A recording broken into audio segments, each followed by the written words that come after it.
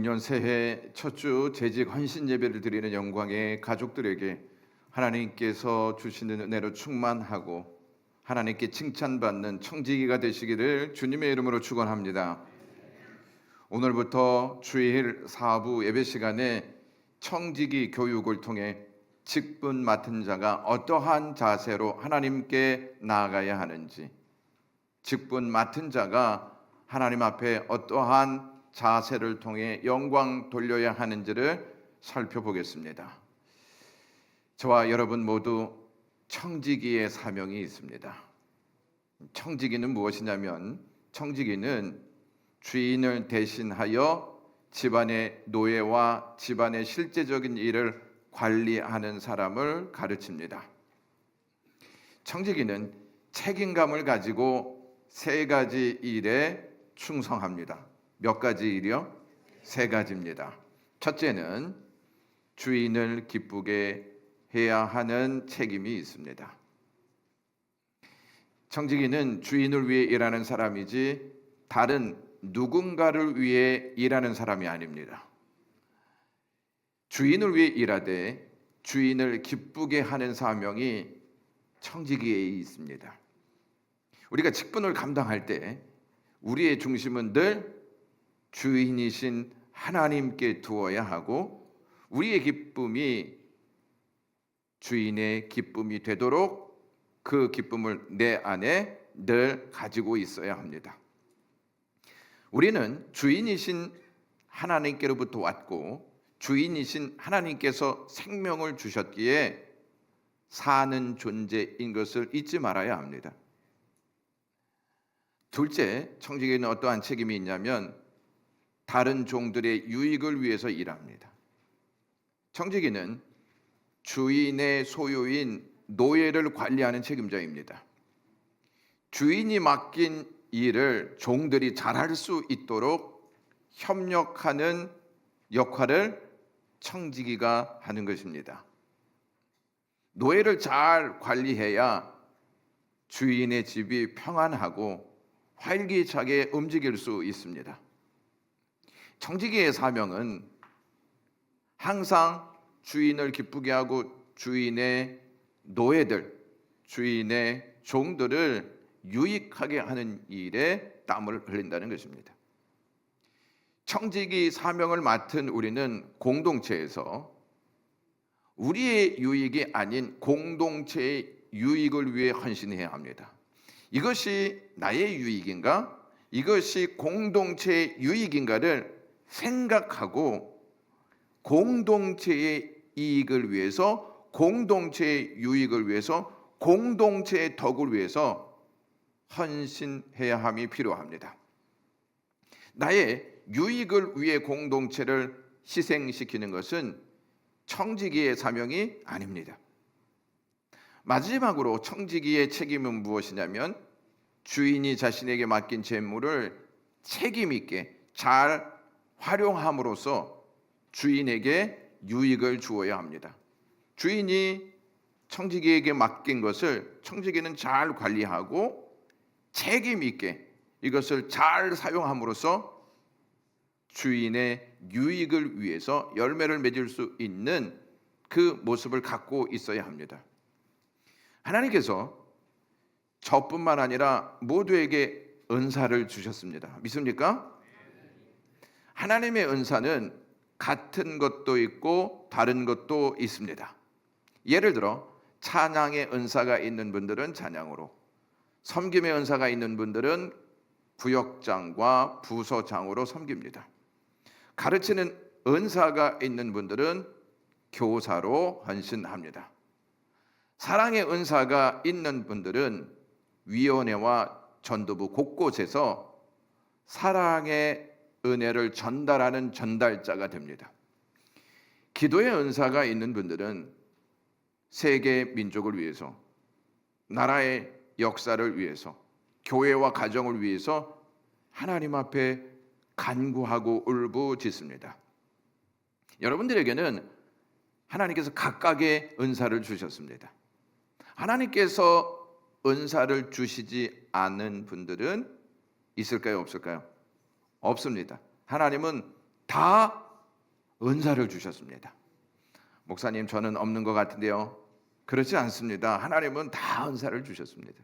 우리가 못 찾고 있는 것일 수도 있습니다. 우리는 은사를 잘하는 것으로 규정 지으려고 합니다. 그래서 잘하는 것이 없다면 저에게는 은사가 없는 것 같습니다, 이렇게 말하는 것이죠. 물론 잘하는 것이 은사일 수도 있지만 그렇지 않을 수도 있습니다. 은사는 하면서 기뻐합니다.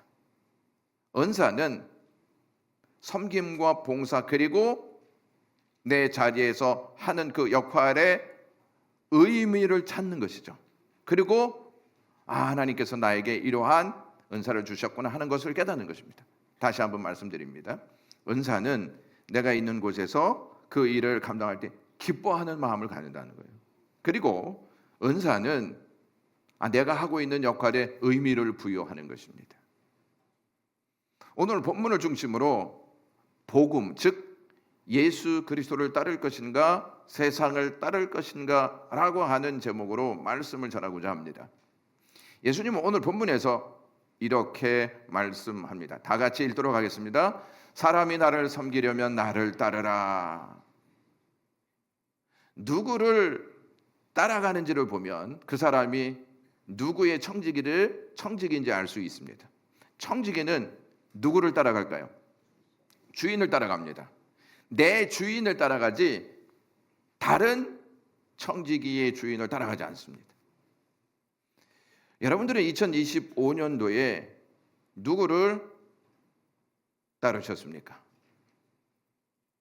오늘도 설교 후에 재직 서약서를 하는 시간이 있습니다. 재직 서약은 하나님 앞에서 순종하겠다고 결단하는 시간입니다. 우리는 재직 헌신 예배를 매년 첫 주에 동일하게 드립니다. 2025년도에도 재직 헌신 예배를 했습니다. 우리는 재직 서약식을 한 후에 누구를 따라 생활했는지 기억하셔야 합니다. 서약은 서약으로 끝내서는 안 됩니다. 서약은 2026년 삶과 신앙의 내비게이션입니다. 우리는 삶에서 문제가 발생하면 하나님 또 왜 그러셔? 이렇게 서운한 마음을 갖습니다. 하나님은 왜 약속을 지키시지 아니하는 것인가? 라고 하나님께 항의할 때도 있습니다. 우리가 원하는 것들을 하나님께서 들어주시지 않는다는 이유 때문입니다. 그런데 우리는 과연 하나님과 한 서약을 마음 다해 지키고 있는지 물으셔야 합니다. 나는 하나님과 서약해 놓고 아무것도 안 하면서 나의 삶 속에 문제가 생기면 하나님 왜 나에게 약속을 지키시지 않는 것입니까? 이렇게 항의한다면 그것이 바른 모습이냐 하는 것입니다. 우리가 그러한 모습으로 하나님 앞에 서운하다고 말한다면 하나님은 모든 순간 우리에게 참 서운하다 하시면서 호통을 치실지도 모릅니다. 예수님은 나를 섬기려면 나를 따르라 이렇게 말씀하셨습니다. 지금 예수님은 어느 길을 향해서 가고 있는데 나를 섬기는 자는 나랑 똑같은 길을 간다는 것입니다. 나를 따라오는 자가 청지기라고 하는 것입니다. 요한복음 12장부터 요한은 예수님의 마지막 고난 주간의 일을 기록해 놓았습니다. 6월절 엿새 전에 예수님이 십자가에 돌아가시기 전에 예수님은 나사로를 살리셨던 베다니 마르다 집에 다시 오십니다. 그리고 이튿날에 예수님은 어린 나귀를 타시고 예루살렘 성에 입성하십니다. 여러분, 예수님이 말도 아니고 어린 나귀를 타시고 예루살렘 성에 입성하시는 모습을 한번 그려보시면 우습지 않습니까? 하나님의 아들이시고 하나님이신데 어린 나귀를 타고 예루살렘 성에 입성하시는 것입니다. 왜 예수님은 어린 나귀를 타고 예루살렘에 입성하시는 것일까요? 말이 없어서? 멋진 말이 없고 화려한 말이 없어서 어린 나귀를 타고 예루살렘에 입성하시냐는 것입니다. 예수님이 나귀를 타고 예루살렘에 입성하시는 것은 스가랴 선지자가 예언한 예언을 성취하시기 위해서입니다. 스가랴 9장 9절 말씀을 보시면 보라 내 왕이 내게 임하시나니 그는 공의로우시며 구원을 베푸시며 겸손하여서 나귀를 타시나니 나귀의 작은 것 곧 나귀 새끼니라 이렇게 예언되어 있습니다. 예수님이 어린 나귀를 타고 예루살렘 성에 들어가시는 것은 하나님의 말씀에 따라 순종하고 계신 것입니다. 말씀이 분위기에 맞지 않고 우스운 것처럼 보인다 할지라도 하나님의 말씀 앞에 순종하는 자가 청지기입니다. 예수님을 따르는 삶은 결코 화려하거나 과시할 만큼의 멋진 모습이 없습니다. 뭐를 치러야 할까요? 대가를 치러야 합니다. 그래도 따르시겠습니까? 대가를 치러 따르시겠습니까?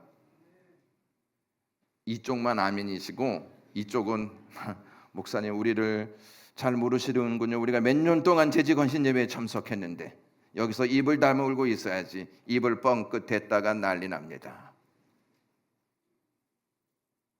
예수님을 따르다가 도중에 예수님을 버리고 떠나는 경우가 어떠한 경우냐면 내 생각과 달라서 그래요. 내가 원하는 것과 너무나 다른 방향으로 흐르고 있기 때문에 예수님을 따르다가도 이거 안 되겠다. 나에게 큰 희생이 있을지도 몰라. 나에게 어려움이 있을지도 몰라. 내 것이 다 빼앗길 수도 있어 해서 따라가지 않는다는 것입니다. 또한 예수님이 어린 나귀를 타고 예루살렘 성에 들어오신 것은 십자가에서 죽기로 작정하셨기 때문입니다. 죽으려고 길을 가는 사람이 있을까요? 다 살려고 길을 가는 것이지 누가 죽으려고 길을 가게 했습니까? 예수님은 죽으러 예루살렘으로 향하셨던 것입니다. 이러한 사실도 모르고 예수님께 몰려든 사람들이 있었습니다. 예수님께서 나사로를 살리신 사건을 보고 알았던 사람들이 예수님을 보고 싶었던 거예요. 나사로를 보고 싶어서 예수님이 왔다. 예수님이 나사로와 함께 계신다 하는 소식을 듣고 예수님과 나사로를 보기 위해서 몰려들었습니다. 죽은 사람을 살리는 역사, 믿을 수 없을 만큼 놀라고 기이한 역사입니다. 이 일을 행하신 예수님과 나사로를 보기 위해서 사람들은 예수님이 계신 곳에 몰려들었습니다. 많은 사람들이 예수님을 따랐습니다. 예수님 곁에 있었습니다. 이것을 누가 보았냐면 바리새인들이 보았습니다. 바리새인들이 예수님 주위에 많은 사람들이 있고 많은 사람들이 따르는 것을 보고 요한복음 12장 19절에 이렇게 말합니다. 저것 보시오. 세상이 모두 저 사람을 따르고 있으니 이젠 다 틀렸어. 이렇게 말하고 있습니다. 우리를 따라야 하는데 다 예수를 따르고 있으니 우리의 계획은 이제 다 틀렸어. 이렇게 생각하고 말하고 있는 것입니다.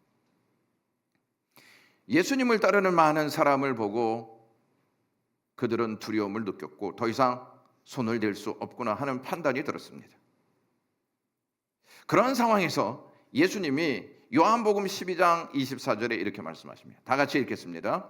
한 알의 밀이 땅에 떨어져 죽지 아니하면 한 알 그대로 있고 죽으면 많은 열매를 맺느니라.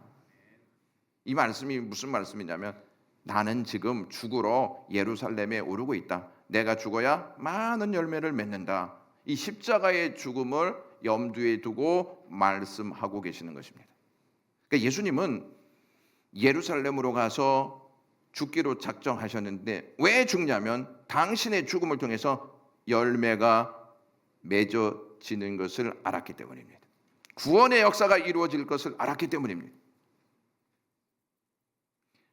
예수님은 자신을 따르는 무리에 따라 행동하지 아니하시고 하나님께서 이 땅에 보내신 뭐에 따라서? 목적에 따라서 행동했습니다.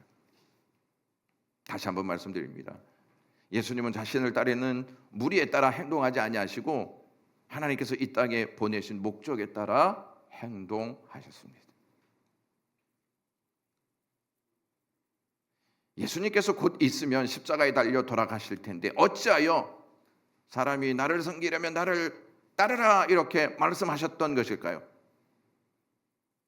곧 죽는데 왜 예수님은 당신을 따르라고 말씀하셨냐 하는 것입니다.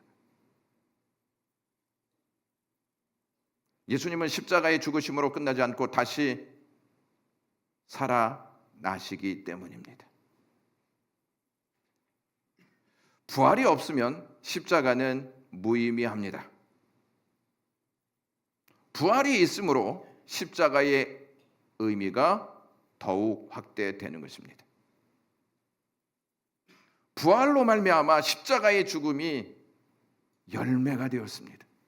그러므로 예수님은 나를 따르라 이렇게 말씀하고 있는 것입니다. 여러분 잘 보세요. 예수님이 나를 따르라 이것이 나를 섬기는 것이다 이렇게 말씀하셨는데 그 안을 들여다보면 내가 지금 너희를 섬기기 위해서 예루살렘에 오르는 거야. 내가 너희를 섬기기 위해서 십자가에 오르는 것이지. 내가 너희를 섬기기 위해서 십자가에서 죽는다. 그러니 나를 따라와라. 내가 너희를 섬김으로 구원한다. 우리의 섬김이 먼저가 아님을 분명히 아셔야 합니다. 예수님이 우리를 섬기셨기 때문에 우리가 예수님을 섬길 수 있는 기회를 얻게 되는 것입니다. 2026년 재직들이 하나님을 섬길 수 있는 기회를 얻었습니다. 이것은 주님이 우리를 섬기셨기 때문에 가능한 역사입니다. 이 사실을 몰랐던 제자들은 예수님을 따라갔다가 자기들의 생각과 다르게 진행되자 예수님을 버리고 떠납니다. 예수님의 제자들은 자기 생각에 집착하였습니다. 그래서 예수님께서 하신 말씀을 제대로 이해할 수가 없었던 것입니다. 영광의 가족 여러분, 말씀이 어려워서 이해하기 어려운 것도 있지만 내 생각과 다르기 때문에 이해하려고 하지 않아서 어려운 것입니다. 예수님께서 23절에 이렇게 말씀하십니다. 인자가 영광을 얻을 때가 왔도다. 영광을 얻을 때가 되었다는 말씀은 부활의 역사를 염두에 두고 하신 말씀입니다. 부활이 없으면 영광을 얻을 수 없습니다. 오전 예배에서도 말씀드렸듯이 하나님의 말씀을 따르지 않고 뱀의 말을 따랐던 아담과 하와는 안식을 잃어버렸습니다. 죽음에 갇히게 되었습니다. 절망 속에 빠지게 되었습니다. 죄는 하나님의 말씀을 따르지 않고 다른 것을 따르는 것입니다. 세상에는 두 종류의 사람이 있습니다. 예수님을 따르는 사람과 세상을 따르는 사람이 있습니다. 교회도 마찬가지입니다. 교회를 다닌다고 다 예수 그리스도를 따르는 것이 아닙니다. 교회를 다녀도 삶으로 돌아가서는 세상을 따르는 사람들이 많습니다.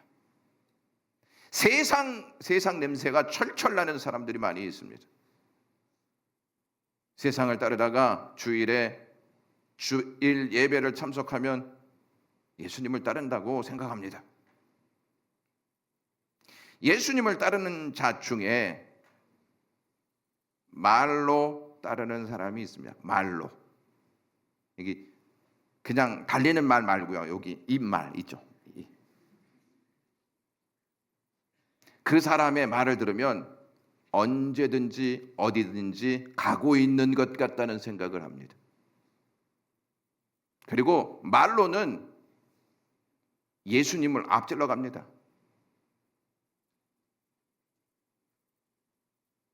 예수님은 말로 따라야 하는 것이 아니라 무엇으로 따라야 할까요? 발로 따라야 한다는 것입니다. 발로 따른다는 것은 몸으로 따른다는 뜻입니다.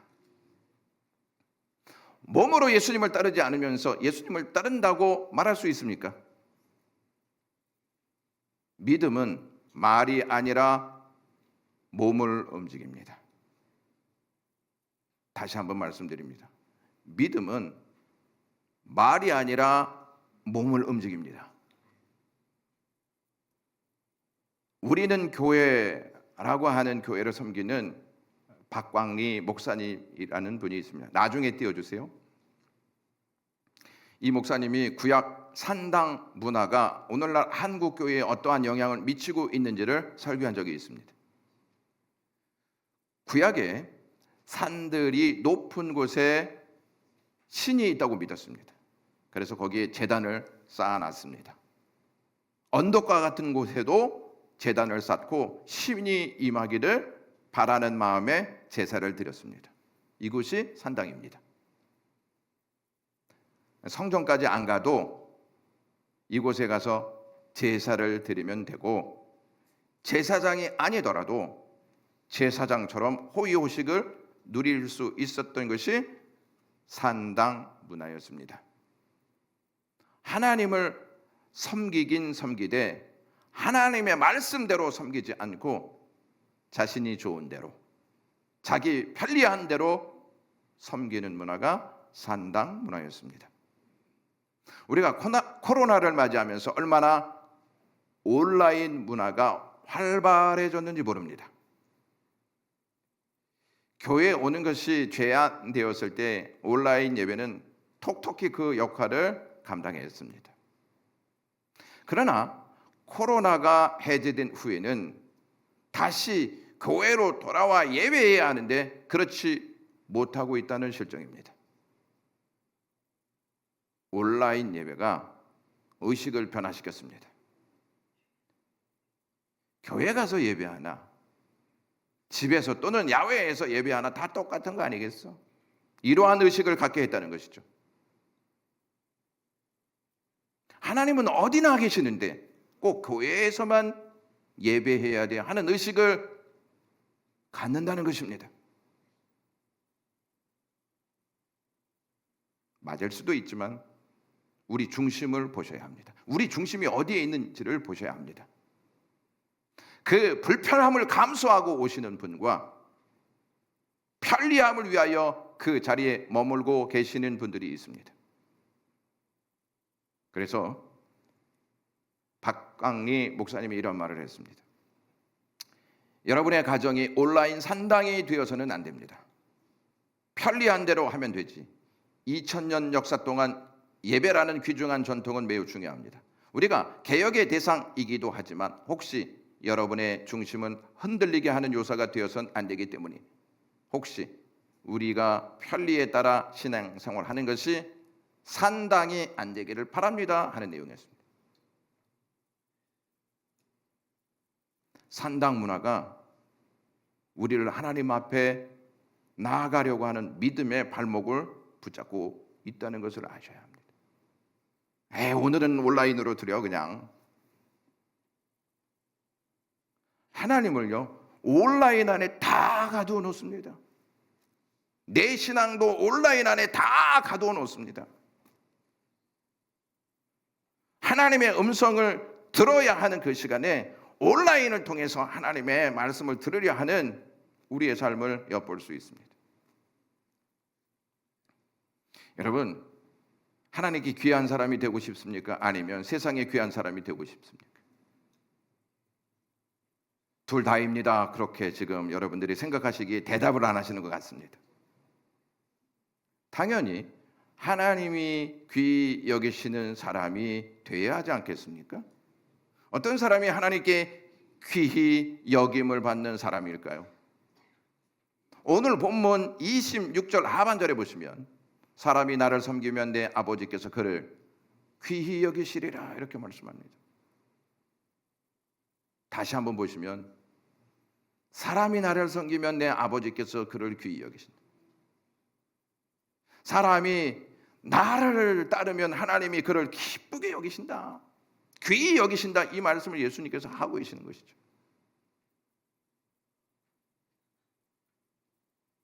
예수님을 섬기는 자는 예수님을 따라가는 줄로 믿습니다. 예수님을 따르는 자 중에는 예수님을 하나님의 아들로 믿고 따르는 사람들이 있고, 예수님이 주시는 것을 바라고 따르는 사람이 있습니다. 그 말이 저 말 같고 저 말이 요 말 같습니까? 요한복음 6장에 보시면 예수님께서 오병이어의 기적을 행하시는 사건이 나옵니다. 이 사건을 경험한 사람들이 예수님을 왕으로 삼자, 예수님을 왕으로 삼으면 우리는 평생 굶어 죽지 않을 거야, 배부르게 살 수 있어, 이러한 생각을 했습니다. 그래서 그들은 예수님을 왕으로 삼고자 했습니다. 이것을 예수님께서 하셨습니다. 그래서 예수님은 그들을 떠나셨습니다. 배를 타고 바다 건너편으로 가셨습니다. 오병이어의 사건을 경험한 사람들은 예수님이 떠나셨다는 것을 알고 예수님을 찾아 나섭니다. 드디어 사람들은 예수님을 만나게 됩니다. 예수님이 그들에게 뭐라고 말씀하시는지 아십니까?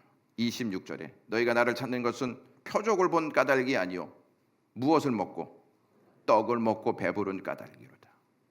그들의 본심을 정확하게 꿰뚫으셨던 것입니다. 여러분, 하나님은 우리의 본심을 정확하게 꿰뚫으십니다. 무엇 때문에 교회 나오는지, 무엇 때문에 이 일을 하고 있는지 정확하게 아신다는 사실입니다. 그들은 예수님보다 예수님이 주신 양식에 더 많은 관심이 있었습니다. 그래서 그들은 예수님을 찾았던 것이 아니고 예수님이 주신 양식을 찾았던 것입니다. 예수님이 양식을 주시지 않았더라면 그들은 예수님을 찾지 않았을 것이 분명합니다. 그들만 그렇다고 생각하십니까? 우리는 그들과 전혀 다른 생각을 하면서 예수님을 따르고 있다고 생각하십니까? 여러분들은 예수님을 도대체 왜 따르고 계십니까? 예수님께서 예수님을 찾아온 무리에게 요한복음 6장 27절에 이렇게 말씀하십니다. 썩을 양식을 위하여 일하지 말고 영생하도록 있는 양식을 위하여 하라, 이렇게 말씀합니다. 여러분 여기서 잘 보세요. 영생하도록 있는, 지금 있다는 것입니다. 이 양식을 찾으라는 것입니다. 그분이 예수님이시거든요. 그러니까 예수님은 안 찾고 썩을 양식만 지금 그들이 찾고 있다는 것입니다. 무리들이 예수님께 어떤 일을 해야 영생하도록 있는 양식을 얻을 수 있습니까? 이렇게 묻자 예수님께서 요한복음 6장 29절에 이렇게 말씀합니다. 다 같이 읽겠습니다. 시작. 하나님께서 보내신 일을 믿는 것이다. 하나님의 일이니라. 이렇게 말씀합니다. 진짜 양식은 믿는 것이다. 자, 보세요. 진짜 양식은 먹는 것이 아니고 믿는 것인데 그것이 하나님의 일이다, 이렇게 말해요.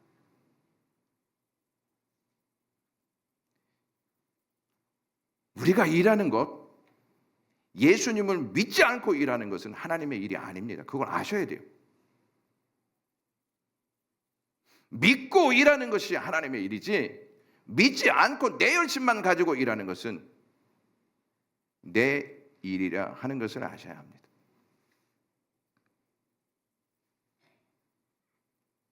그리고 예수님께서 그들에게 하나님의 뜻이 무엇인지를 이렇게 알려주십니다. 요한복음 6장 40절 다 같이 읽겠습니다.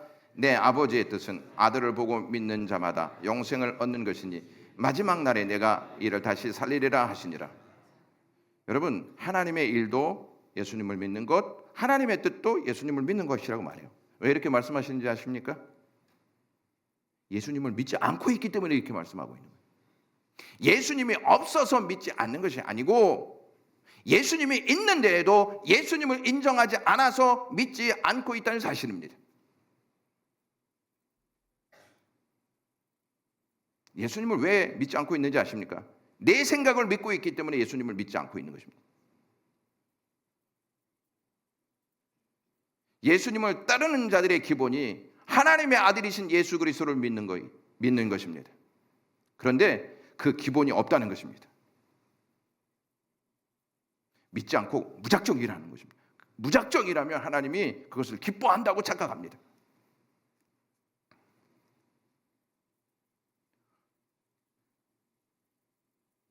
예수님께서 지금 이렇게 말씀하시는 이유는 믿음의 기본이 없이 부수적인 것을 얻기 위해 따르는 자들이 많았기 때문에 이 말씀을 하고 계시는 것입니다. 예수님의 말씀을 이해하지 못하고 자기들이 원하는 것을 얻을 수 없다고 판단한 사람들이 예수님을 떠나갑니다. 누가 떠났는지 요한복음 6장 66절에 이렇게 말합니다. 다 같이 읽겠습니다. 그때부터 그의 제자 중에서 많은 사람이 떠나가고 다시 그와 함께 다니지 아니하여. 누굽니까? 제자 중이며 제자 중. 제자들이 떠나갔다는 거예요. 12명의 제자 위에 또 다른 제자들이 있었는데 예수님께 더 이상 얻을 것이 없다는 판단이 딱 서자 떠나갔다는 것입니다. 그리고 다시는 따르지 않았다고 말하고 있습니다. 이제 예수님이 남은 12제자에게 이렇게 묻습니다. 야, 너희들도 갈 거야? 딱 묻자 베드로가 이렇게 이야기합니다. 주여, 영생의 말씀이 주께 계시오니 여기 있사오니 우리가 누구에게로 가오리까? 이렇게 딱 얘기해요.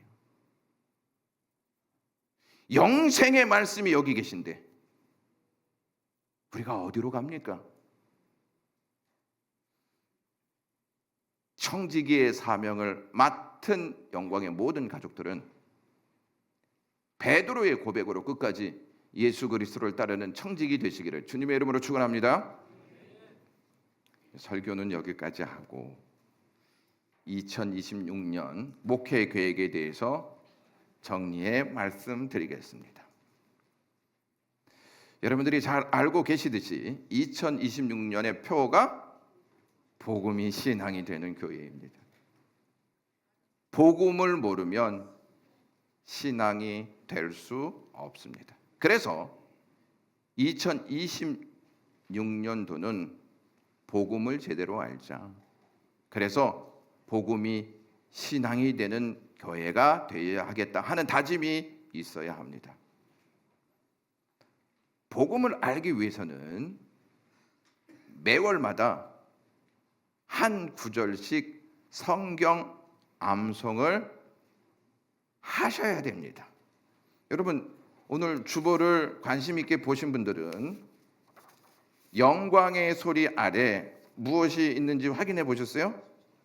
신년사 밑에 로마서 1장 17절 말씀을 기재했습니다. 다 같이 읽겠습니다. 시작. 복음에는 하나님의 의가 나타나서 믿음으로 이게 하나니 기록된 바 오직 의인은 믿음으로 말미암아 살리라 함과 같으니라. 왜 이렇게 주셨다고 생각하십니까? 외우라. 지혜로우십니다. 아침에 일어나시면 이거 읽으시는 거예요. 목사님, 저는 암송이 잘 안 됩니다. 암송이 안 되시는 분들은 그냥 읽으십시오. 이게 한 달 동안 암송해야 할 내용입니다. 한 달. 하루가 아니고 그것도 일주일도 아니고 한 달. 엄청난 시간을 들이는 것입니다. 이것을 내 가슴에 담는 것입니다. 그리고 이것이 고백이 되어야 한다는 것입니다. 여러분, 우리가 이제 2026년 예배할 때에 제가 저쪽에서 이렇게 들어오는 시간은 4부 예배이고 2, 3부 예배는 다 찬양대와 함께 기도한 후에 예배위원들이 뒤에 동선을 따라 올라와서 이 자리에서 예배에 착석하게 된다는 것을 아셨으면 되겠습니다. 여러분, 우리 장로님들 또는 우리 권사님들이 기도하실 때, 대표 기도하실 때 성찬식이 있다 그러면 성찬에 관련된 기도만 하시면 좋을 것 같아요. 성찬이 있는데 기도 10분 하시면 어떻게 되겠습니까? 은혜로 시작해야 할 성찬이 조금 마음이 어렵게 되지 않겠습니까? 그 다음에 특별 새벽 예배 이제 나오셔서 기도하실 때 기도를 너무 오래 안 하시면 또 좋을 것 같아요. 왜냐하면 새벽 예배 때에는 설교할 시간이 너무 짧아요. 그러니까 될 수 있으면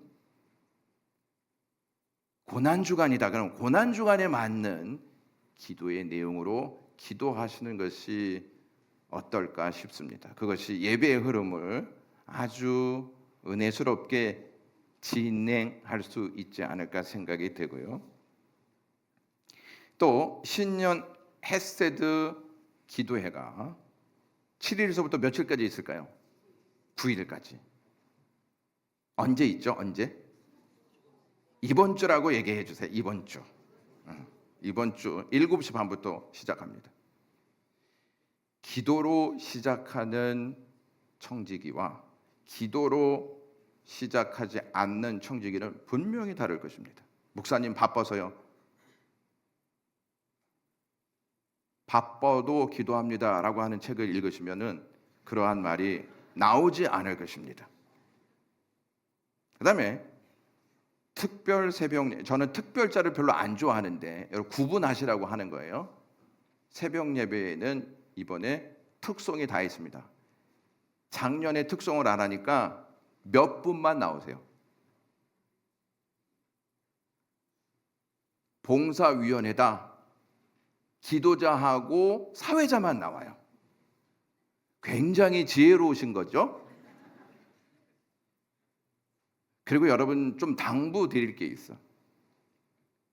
이제 차량위원회가 주관이다 그러면은 그때만 딱 나오고 그 다음 날은 잘 안 나오려고 하십니다. 우리 주관도 아닌데 뭐.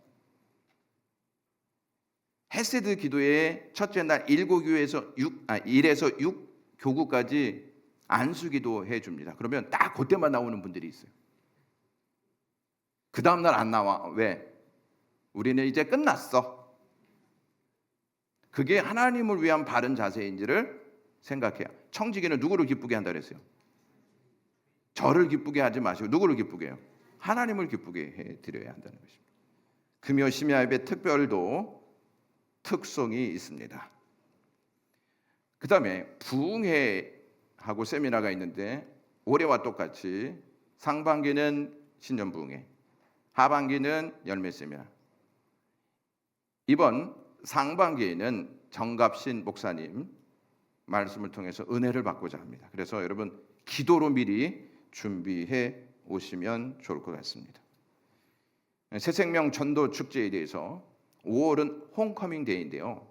그러니까 우리 교회를 나오셨다가 안 나오시는 분들이 있지 않습니까? 그런 분들을 이렇게 인도해서 하나님 앞에 나와 예배할 수 있는 문을 열어드릴 수 있는 시간. 그리고 10월에는 예수님을 믿지 않은 지인들. 새생명 축제가 10월이니까 9월부터 준비하자. 이렇게 하지 마시고 지금부터 내 전도의 대상이 누구인지를 생각하시고 기도하시면서 준비해 주시면 감사하겠습니다. 성경 공부가 있습니다. 작년에는 리딩 지저스 1권 했습니다. 리딩 지저스는 성경을 예수님 중심으로 읽는 성경 공부 방식입니다. 누구 중심으로요? 예수님 중심으로. 작년에는 창세기서부터 여호수아까지 배웠습니다. 올해는 사사기부터 에스더까지 배울 것입니다. 조금 방식이 다른데 첫째 주에는 중직자, 셋째 주에는 집사님, 권찰님, 그루터기까지 같이 하겠습니다. 수요 기도회 때는 리딩 지저스 1권부터 공부할 것입니다. 구역장님들과 부구역장님들은 필히 참석하셔야 돼요. 왜? 그것이 구역 예배 공과 교제가 되기 때문입니다.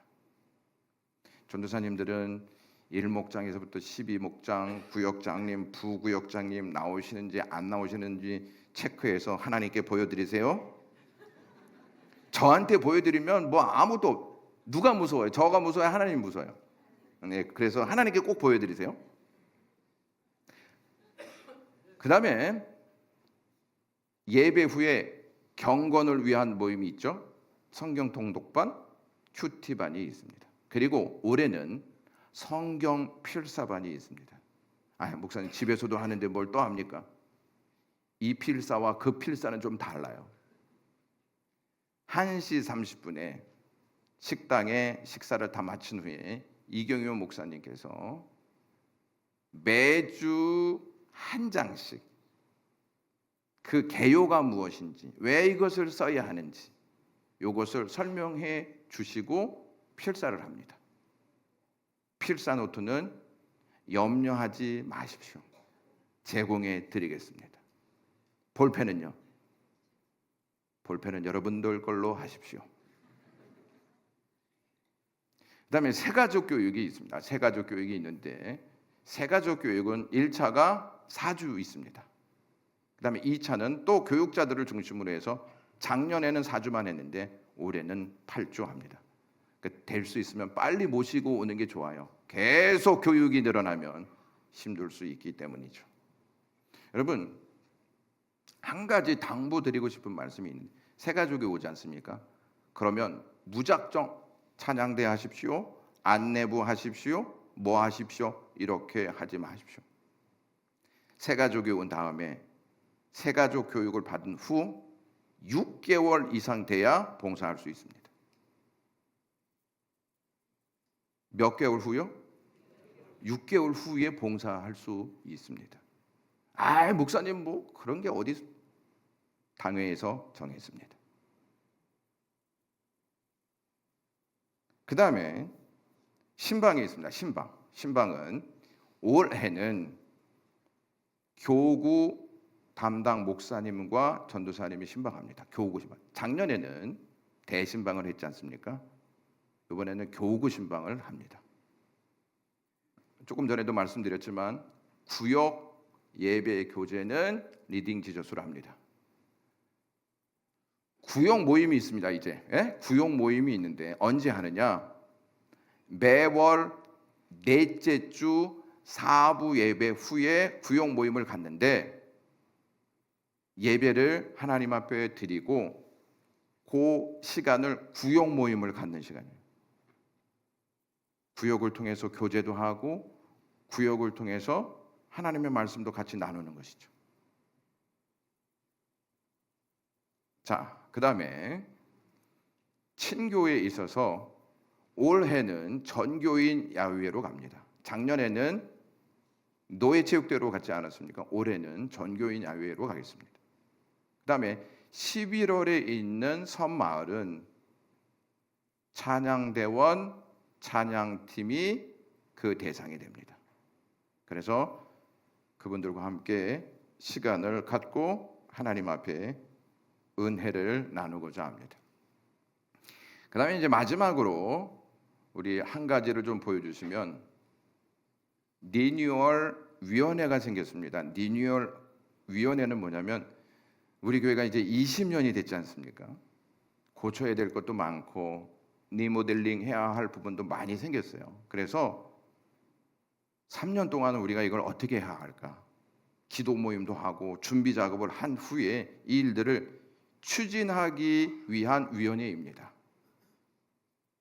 그래서 여러분들이 뭐 정보도 주시고 같은 마음을 가지고 기도해 주시면 대단히 감사하겠는데 위원장으로는 송현수 장로님이십니다. 그래서 송현수 장로님을 통해서 여러분들이 이 일들을 같이 나누시면 감사하겠습니다.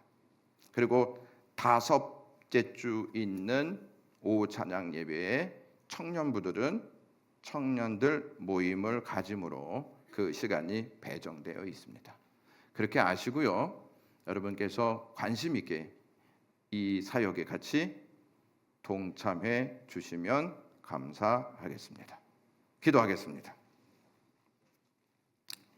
하나님 아버지, 주님을 따를 것인가 세상을 따를 것인가에 대한 부분을 같이 나누었습니다.